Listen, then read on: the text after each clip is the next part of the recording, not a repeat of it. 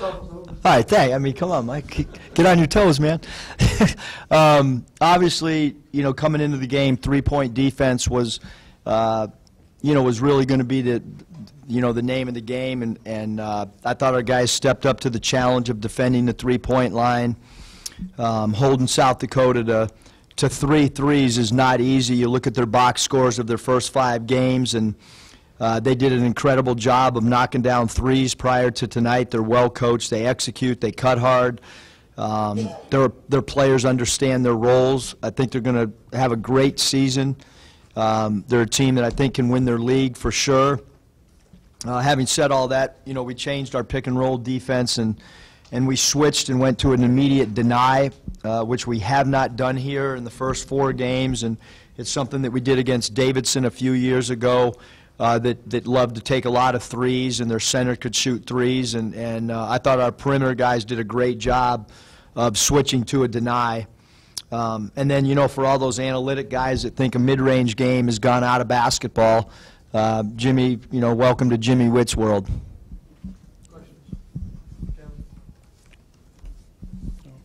Yeah, Eric, they cut it to 10 there with, I don't know, I think exactly 7 minutes left. You're thinking, they're hanging around. Then you guys close out 15-4. What was the key to that? Just, defensively, I thought we did a really good job of locking in. I thought we had they got some transition baskets off 1 or 2 of our turnovers. We had a baseline switch on the defense where Mason did a pirouette.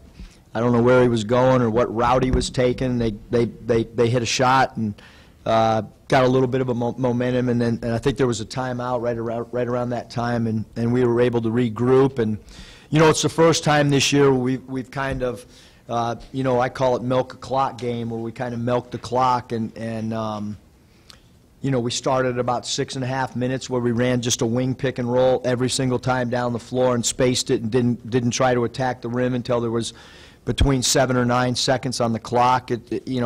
Doing it for the first time, I was a little shaky on how we would handle it, but really proud of how they understood to milk that thing. And there was mathematically no way that if we just basically dribbled the shot clock out and threw it in the stands and didn't give them a live ball turnover or a quick shoot that we were going to win the game once we extended that lead above 15.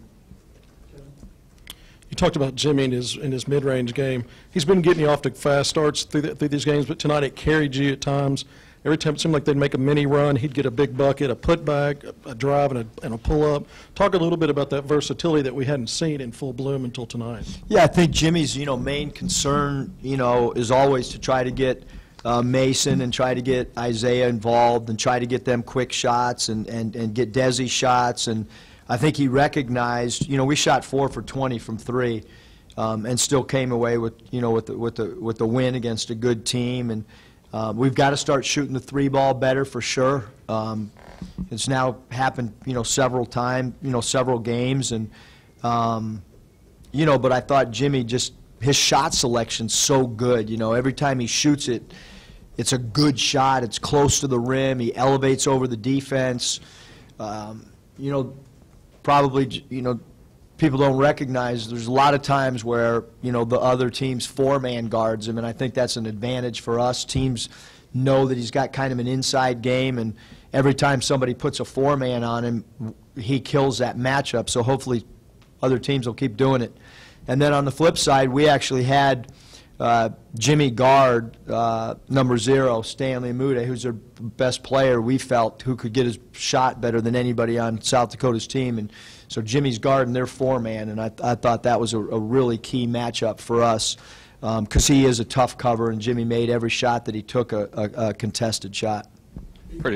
You said coming into the season that rebounding would be a huge key for this team. You guys out-rebounded South Dakota tonight. How do you feel that they've done in that aspect of their game? Yeah, I mean, I think that, we got a rebound, Monday night, I can tell you that. I mean, they have one of the nation's best shot blockers. Georgia Tech has a really active 4-man.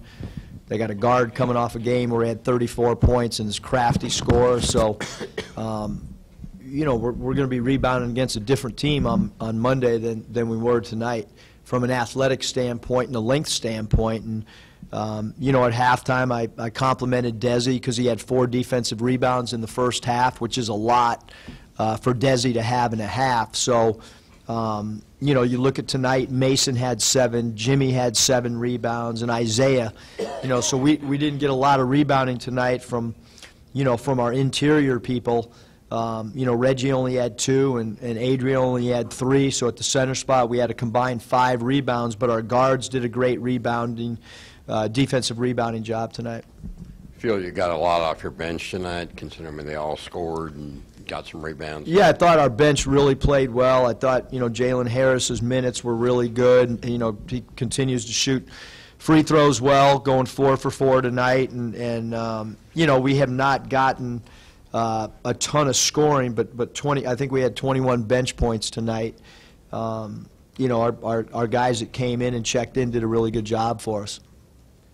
With the three-point shooting, I mean, like, I think Desi's like 1 of 22. It just seems kind of nuts, and Isaiah struggled again. Do you think it's just a matter of, hey, those shots got to start falling more often, or are you concerned about the three-point shooting? Or I'm concerned about a litany of things every night, but yeah, I mean, we need to make some threes because we don't post up a lot, so we've got to start figuring out, you know, how to get that lid off it. But you know, it doesn't do any good to talk about it with them. I mean, they just got to get in and get reps up, and you know, when we make threes, we're going to be a lot more dangerous team from an offensive standpoint.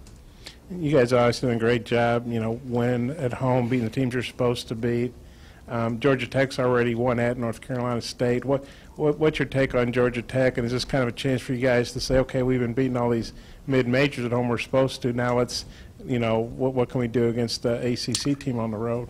Yeah, I mean, I think, you know, having, you know, 3 true road games, non-conference, is there's not a lot of Power 5 teams that have 3 true road games. There's some that might have more neutral floor games, so to speak. But, you know, we're going into a, you know, an ACC program that, like you said, won, you know, a game at NC State. I thought they played Georgia well for stretches. They're active at the 4 and 5 spot, like really active, and you know, they have a guard that is just really crafty and can shoot with deep range, and so it's good. I mean, it's going to be a big time challenge for sure, as we all know, any road game against a quality opponent will be. And it's first time us, you know, doing, you know, it's the first time we've been on the road at all, even traveling together as a group. So there's going to be a lot of newness starting on Sunday when we get on the plane. You know, how do we do meals on the road? All that stuff's going to be, you know, new. It's a new staff. So, but I also think it gives us a time to bond as well. You know, you're with guys a lot more when you're on the road, and that'll be good for us too, I think. So after the Texas Southern game, the guys said that they were already watching film with you on South Dakota. How quickly do you move on to the next game after games? Yeah, I just, you know, having worked for Coach Chuck Daly, it was something that I picked up on. You know, it's kind of a little bit more of an NBA thing, you know, because you play so many games and you don't have a lot of prep time. But if you walked in our locker room right now, the keys to the game against Georgia Tech are up on our board. Their depth chart's up on our board. Their top scorers, rebounders are up on our board, and they'll start getting stuff texted to them tonight, whether it be video clips or a scouting report. You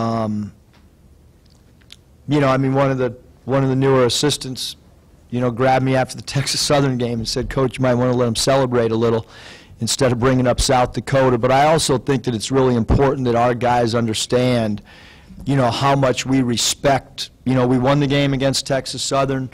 You know, they're student athletes. I know they're going to have fun after the game as soon as I leave there anyhow. So, but I do think it's important that you know, look at the games last night. I mean, UCLA loses at home. I mean, there was 3 of them last night that you're just wondering, like, how does this, you know, how does it happen? And it happens when you're not mentally ready to play, because anybody can beat anybody. And so that's kind of our thought process on why let's start looking into the next opponent as quick as possible. Eric, do you feel like you guys are ready for a big road test? Are you coming to the game Monday? I can tell you after the game. Actually, that's probably the only one we're not going to be on the road for. Sorry about that. I mean, I don't know. I think it's a great question, and I think we're still evolving as a team offensively. Look, we're small, and we got to play great post defense, and we got to rebound the ball. Like, we're going to have to scrap around and do everything we can from a defensive rebounding standpoint. And then we're going to have to make if we go 4-20 on the road against Georgia Tech, probably not going to win the game if that's what we shoot from three. So we got to make a few threes at a higher clip than we have. We've got to defend at a high level, and we got to rebound the basketball to win against anybody on the road. Thanks, Coach. Thanks.